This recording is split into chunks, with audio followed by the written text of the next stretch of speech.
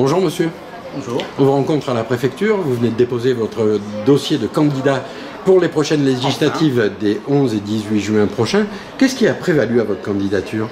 Bien écoutez, dans le cadre de la campagne présidentielle, Nathalie Arthaud avait défendu les idées de lutte ouvrière, les idées du camp des travailleurs, et on voulait, à l'occasion des législatives, maintenir ce courant, maintenir ces idées, et que les électeurs qui avaient voté pour Nathalie Arthaud et d'autres encore puissent confirmer leur choix en votant pour nos candidatures lutte ouvrière dans ces législatives. Bien qu'un député soit un élu de la nation, quels sont les grands axes de votre campagne pour votre circonscription?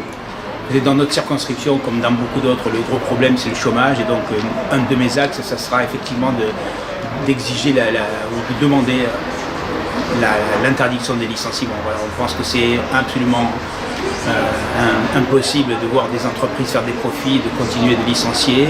Ça crée un chômage qui pèse de façon intolérable sur la vie de millions et de millions de gens en France, qui pourrit la vie, si je puis dire.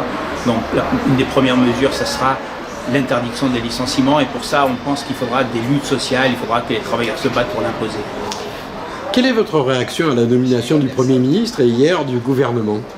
Eh bien, voilà, on a eu des gouvernements de droite, des gouvernements de gauche qui se sont succédés. Là, on a un gouvernement droite et gauche ensemble, c'est-à-dire que les coups contre les travailleurs continueront. Macron a promis de revenir, d'attaquer de nouveau le code du travail, de maintenir la loi El Khomri, tout un tas de mesures contre lesquelles les travailleurs se sont battus. Bon, eh bien, on voit dans quel camp est ce gouvernement. Gattaz se réjouit, mais nous, on a intérêt de nous organiser pour nous défendre. Eh bien, écoutez, je vous souhaite bon courage et une bonne campagne. Merci beaucoup.